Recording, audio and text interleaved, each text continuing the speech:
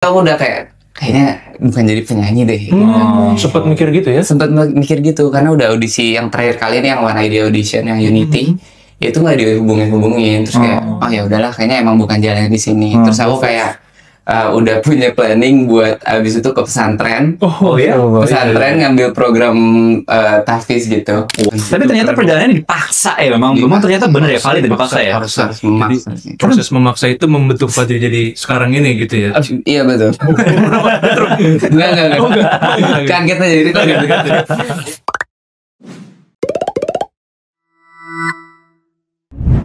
Hello guys, welcome back to Everyone Speaks by Youth Media, supported by Pijar Foundation. Episode kita bersama Fadri.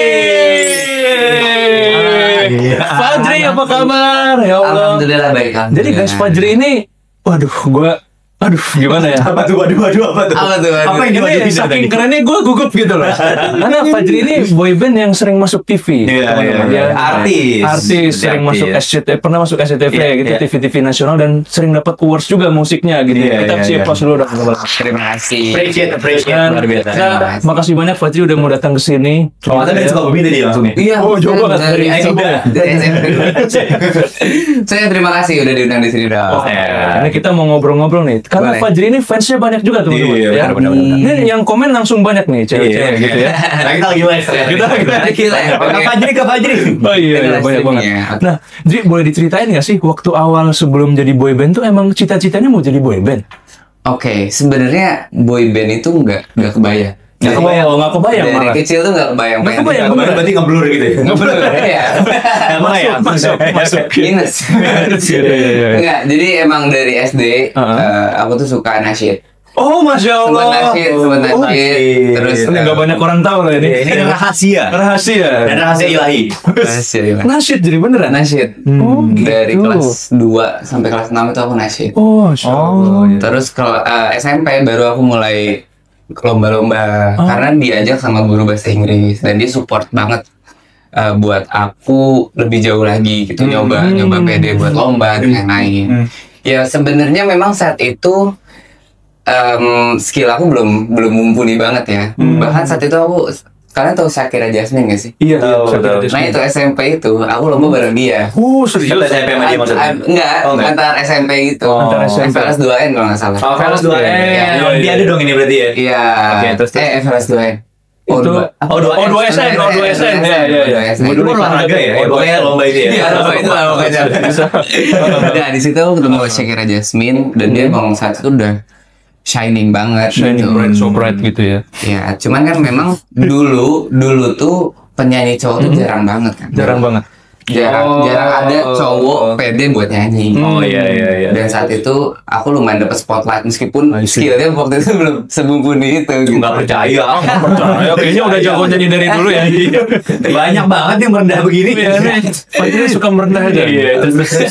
Terus baru pas SMA aku mulai pedein buat audisi. Audisi? The Voice Kids. Sempat ikut The Voice Kids. The Voice Kids, tapi nggak pernah masuk. Avi Junior lah ya. Avi Junior. Oh iya. Apa sih dulu tuh? Ada lagi ya? Apa? Idola Cilik masuk juga. Idola Cilik. Tapi Idola semua idola dong berarti. Idola semua idola. Sampai sekarang masih jadi idola. Tapi nggak sempat masuk. Oke. Karena ya itu yang aku bilang karena dulu aku nggak les, nggak latihan sama sekali. Cuma otodidak dari kakakku. Kakakku backgroundnya dia emang suka banget musik gitu. Jadi dia penyanyi juga. Penyanyi juga dia. Iya dia penyanyi juga. Terus? Makanya akhirnya SMA itu aku mulai audisi dan sebenarnya saat itu aku udah pengen banget menyerah. Jujur. Iya SMA itu aku udah kayaknya bukan jadi penyanyi deh. Sempat mikir gitu ya? Sempat mikir gitu karena udah audisi yang terakhir kali ini yang One Idea Audition yang Unity. Itu nggak dihubungin terus kayak oh ya udahlah kayaknya emang bukan jalan di sini. Terus aku kayak udah punya planning buat abis itu ke pesantren. Pesantren ngambil program tahfiz gitu. Wow. Ini nggak banyak orang tahu loh ini. Rahasia loh ini. Nggak banyak orang tahu loh ini. Gue aja baru tahu ya. Gue juga baru tahu.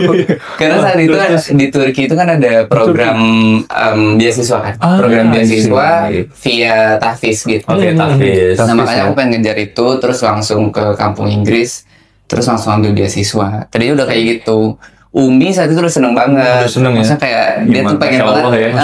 punya anak salah satunya tuh jadi Tavis gitu. Jadi Iya, iya, sekolah iya. gitu ya. Karena Iya. kakak-kakakku nih, abang-abangku ini semua jadi boy band. Oh, iya? Iya, semua jadi Semuanya boy Di band. dunia musik dan entertainment semua berarti ya.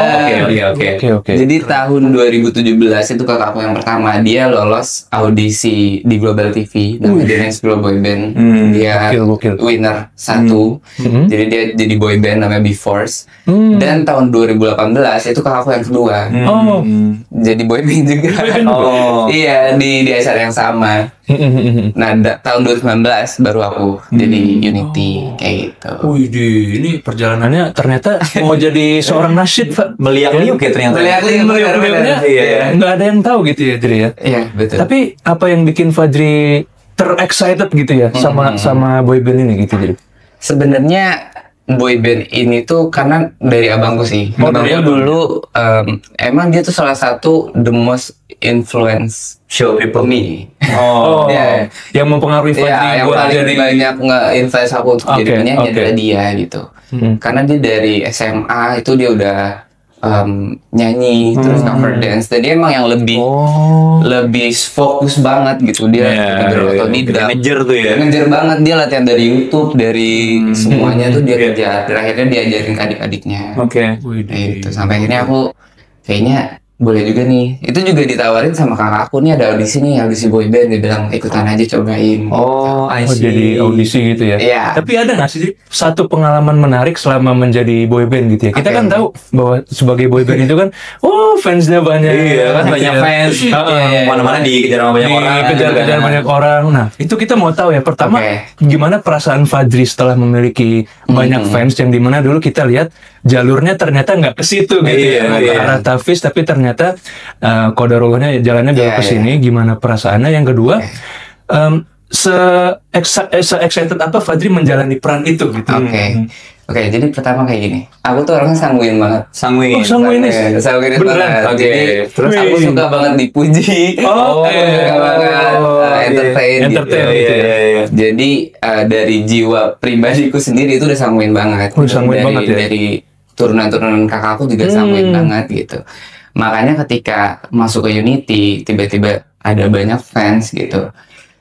Jujur aku makin seneng gitu. justru malah makin excited enjoy gitu. ya. Justru Iya. makin ini ya. Benar, dan aku juga salah satu keinginanku ketika udah mulai masuk boy band, aku tahu aku bisa nge-influence banyak orang kan. I see. Di sana aku juga jadi bisa lebih banyak ngasih hal-hal yang baik ke mereka gitu, dan aku bisa jadi influencer yang baik lah gitu. Oh, I see, Keren banget ya.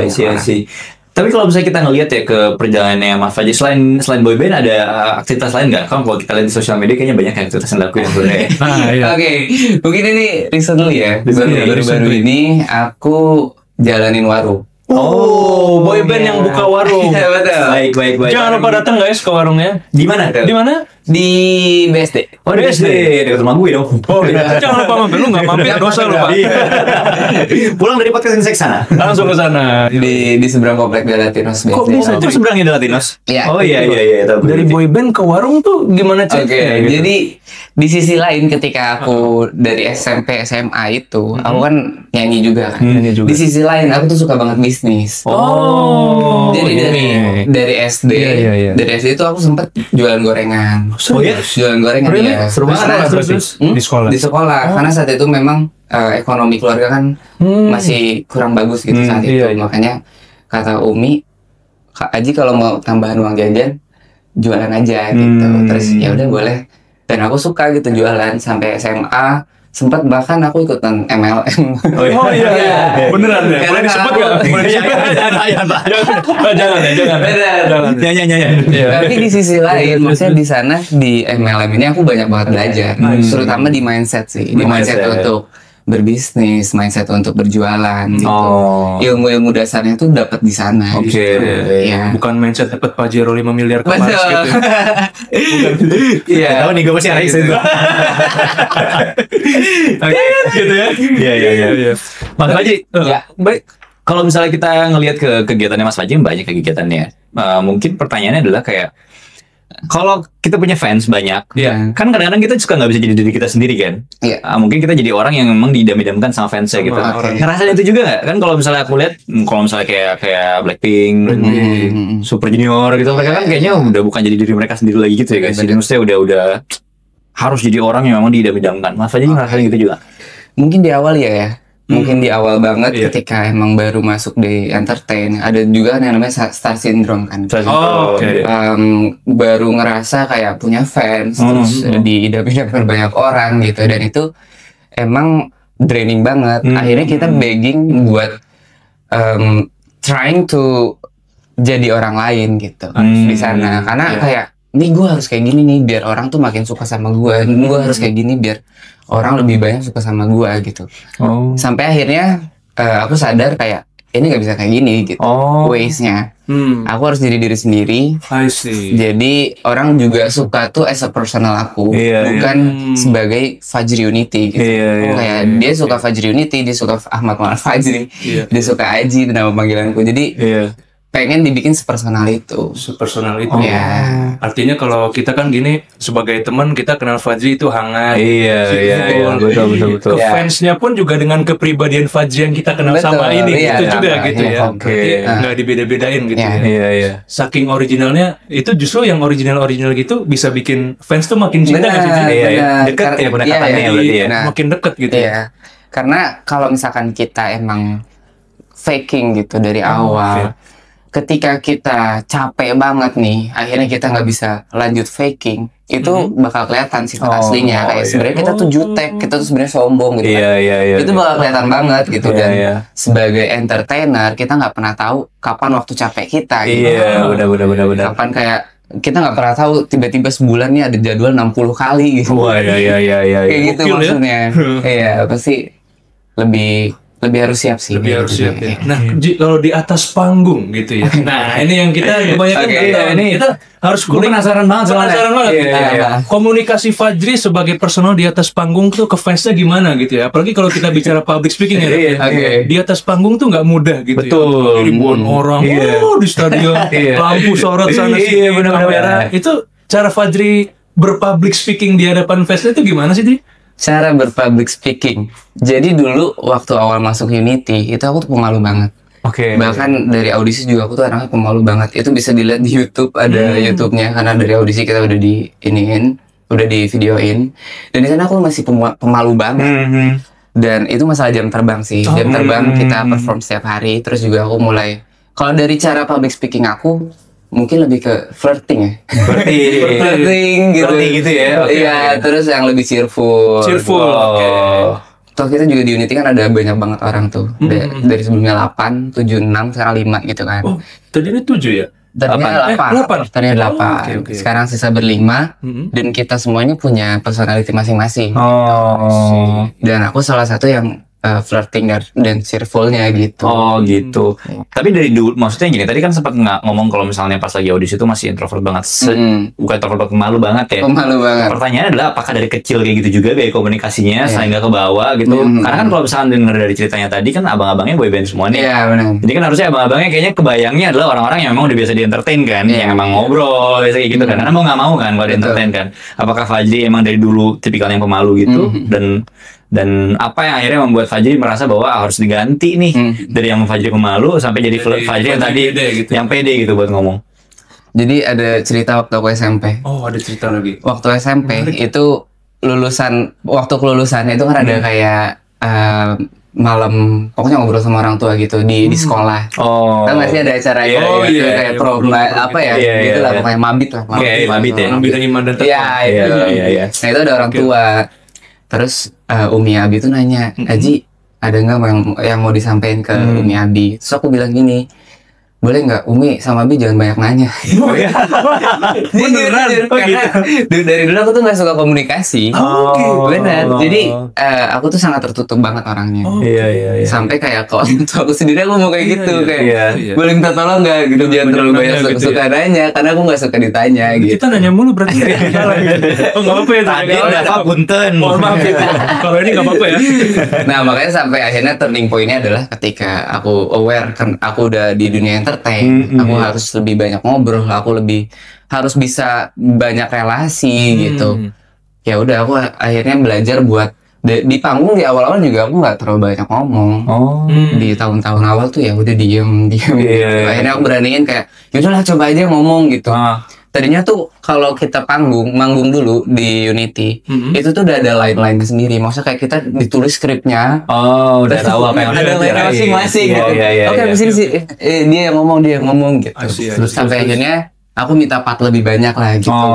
Boleh nggak yang ini gue yang ngambil, yang ini gue yang ngambil. Akhirnya di situ mulai terbiasa ngomong di panggung. Akhirnya mulai terbiasa buat ngobrol sama orang-orang. Jadi awalnya maksa juga ya, maksa diri sendiri buat kayak keluar dari zona nyaman yang aja biasanya gitu ya. Benar. Terbentur. Lupa ingatan. Terbentuk gitu ya. Betul. Keren banget nih, the one and only Fajri. Yoi, Terima kasih. Jadi ada nggak sih satu momen yang atau faktor apa yang bisa menurut Fajri itu jadi faktor kesuksesan Fajri saat ini gitu kan, udah sering masuk TV gitu ya, dapat penghargaan segala macam. Apakah karena kerja kerasnya Fajri gitu, atau misalnya ada faktor lain, doa ibu kah, atau faktor apa sih yang bisa bikin seorang Fajri bisa kayak sekarang? Oke. Yang pertama mungkin pasti doa keluarga lah, doa orang tua gitu. Atas restu mau apa-apa. Betul, Umi Abi ya. Umi Abi. Atas restu Umi Abi. Dan sebenarnya yang tadi aku bilang, orang yang paling bermanfaat, orang yang paling berpengaruh di hidup aku dari awal sampai karir aku sekarang ini, kakakku yang pertama ini. Jujur gitu. Jadi kalau bisa ditanya idola aku siapa, kakakku sendiri. Gitu. Iya. Sekarang masih aktif boyband juga? Dia udah nggak aktif boyband. Iya, tapi dia sekarang ada kerjaan lah gitu. Iya. Tapi sampai sekarang kayak he's cool menurutku gitu. Dia keren banget gitu. Iya. Keren banget ya. Iya. Bisa kayak gini gitu. Tapi kan kalau misalnya kita ngeliat ya, jadi dari lu yang tadinya katanya pemalu banget, terus habis itu kemudian sekarang nih ya harus ngomong di depan umum, harus nyanyi, orang harus ngedance loh. Susah loh itu nyanyi sama pemalu, nggak pede. Sekarang jadi pede gitu. Itu gimana caranya? Karena menurut gue pribadi itu satu hal yang nightmare banget loh. Lu pemalu, tapi lu harus ketemu sama banyak orang dan lu dipaksa buat ketemu sama banyak orang gitu. Itu gila banget Pak. Gimana Pak? Gokil. Gimana itu? Oke.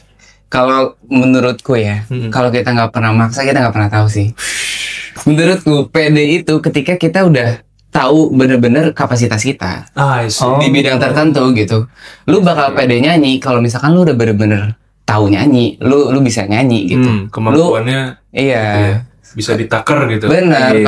Kalau udah ngerasa dirinya udah ketakar di bidang tertentu, udah pasti dia pede gitu. Jadi self esteem. Jadi kalau misalnya lu tahu siapa diri lu dan apa yang lu lakukan, lu pasti cenderung akan punya kecenderungan yang kayak lebih, gue tahu apa yang gue lakuin di atas panggung, gue tahu gue harus ngapain. Lu if you have the knowledge, then you are going to have the pride, and if you have the pride, you are going to be proud of yourself kan. Betul. Kalau you proud of yourself, you can be orang yang memang happy dan juga pede gitu depan panggung ya. Tapi ternyata perjalanannya dipaksa ya, memang ternyata bener ya, valid dipaksa ya. Harus memaksa. Proses memaksa itu membentuk Fajri jadi sekarang ini gitu ya. Iya betul. Enggak. Kaget aja jadi Jadi mau nanya dong, ini boleh.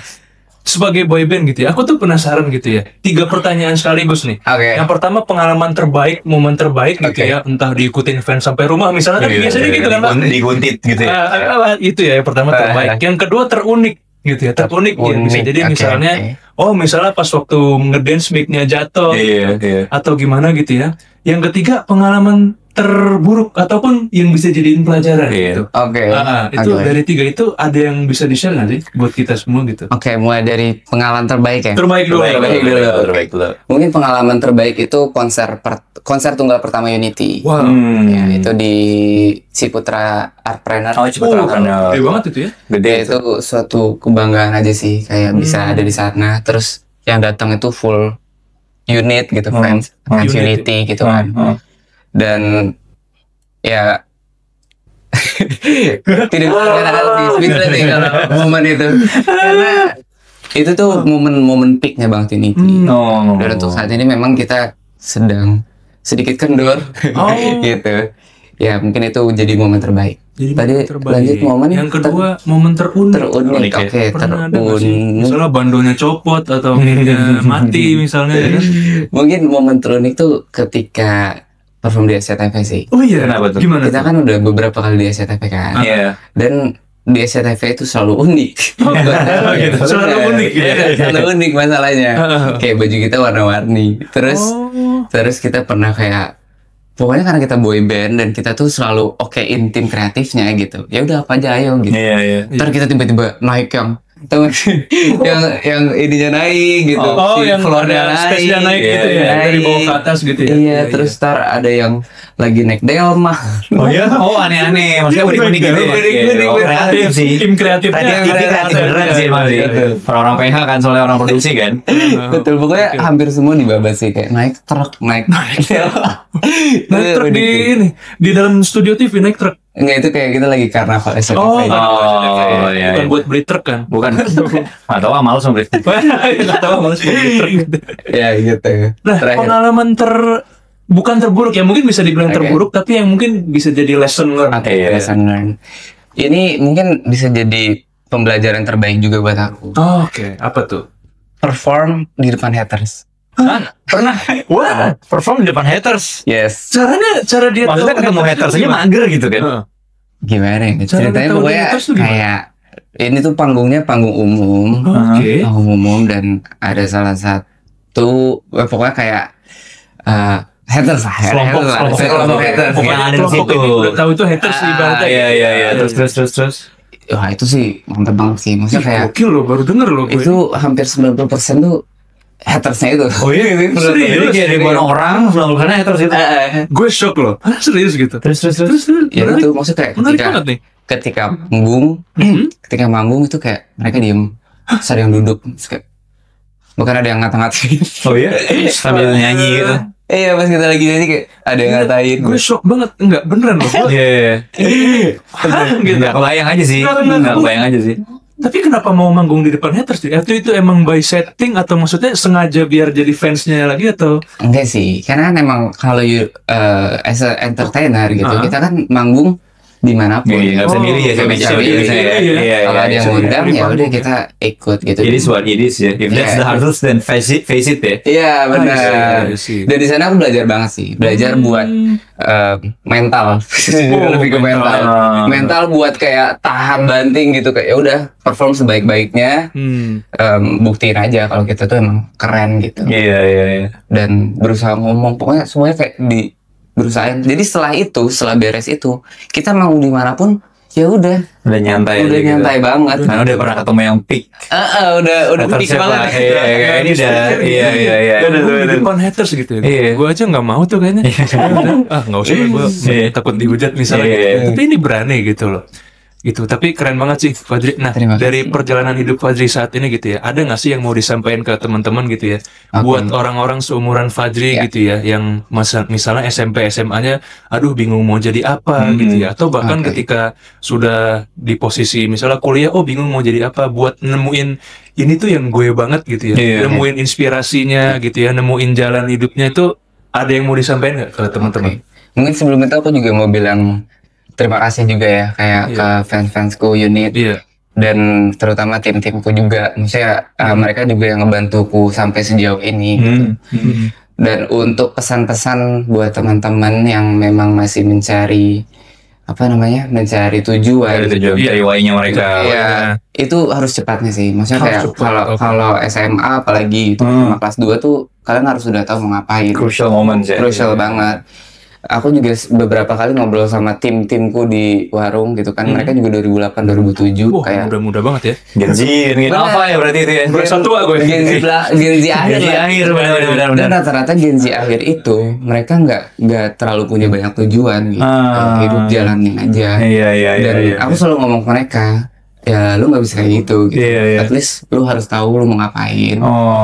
Kalau mau kuliah juga lu harus tahu tujuannya mau ngapain gitu. Karena jangan hidup ngalir. Jangan mengalir kayak air aja gitu. Iya, jangan hidup mengalir aja gitu. Jangan mengalir aja gitu ya. Ya, harus punya tujuan gitu. Betul. Hidup mengalir harus tahu kita mau ke laut kah atau mau ke sungai. Tahu arah maksudnya. Ada arahnya. Jangan sampai kayak kita ngikutin arus ternyata kita akhirnya di kubangan gitu. Oh iya, itu make bahaya sense. banget ya berarti ya. Iya, iya. Seenggaknya kalau kita mengalirnya tuh ke tempat yang bagus gitu Iya, ya. iya. Iya, Ke tempat yang udah tahu bagus. tujuannya lah Udah tahu gitu. Jadi tujuannya kalau gitu ya. ada yang ada tantangannya gitu ya, kita bisa langsung ganti arah gitu loh. Oh, jadi harus tahu kita mau arahnya kemana ujungnya. Jadi kalau misalnya kita tahu itu bakal belok, kita coba untuk lurusin lagi. Lurusin Ya, lagi gitu. Jadi always be mindful of whatever you're doing currently, dan always have a direction of whatever it is in the future you're chasing gitu ya. Yes. Gokil. Menarik. Tepuk tangan buat itu. Guys, gila, gua ngefans banget sama Fadli. Keren. Terima kasih. Gua akui lo keren. Keren banget. Terima kasih. Sejak kenal Fadli di awal juga gue bilang, oh ini orang kok kayak beda gitu. Iya, Karena iya. gue lihat Fadli ini punya visi ke depan. Iya. Ya. Ada aura. Auranya Aura. beda. Makanya Betul, gue pakai betul. gelang aura biar Bukan. Beda lagi. beda lagi gitu ya. Oke, itu dia teman-teman episode kita bersama Fajri, dan jangan Terima lupa kasih. buat teman-teman unit-unit yang mau ketemu Fajri gitu ya. Sebelum ketemu Fajri, tulis dulu di komen Yoi. mau tanya apa ke Fajri, karena Yoi. kita akan undang Fajri lagi. kan? Yoi, apalagi kalau kalian komennya rame kita undang lagi. Kalau Let's rame go. lanjut part 2. Lanjut part 2, benar. Part 1 aja udah rame. Betul. Gue jamin udah rame. Iya. Oke, itu dia teman-teman. Mudah-mudahan kita bisa ambil banyak pelajaran dari inspirasi kita nih Fajri gitu ya. Sampai bertemu di episode selanjutnya dengan bintang tamu yang lebih keren lagi, dan tentunya kita sekali lagi applause untuk Fajri Unity. Terima kasih. Thank you. Guys, thank you banget. Everyone Speaks by Yos Media, studio sponsored by Pijar Foundation. Oke, thank you teman-teman. See you on the next video.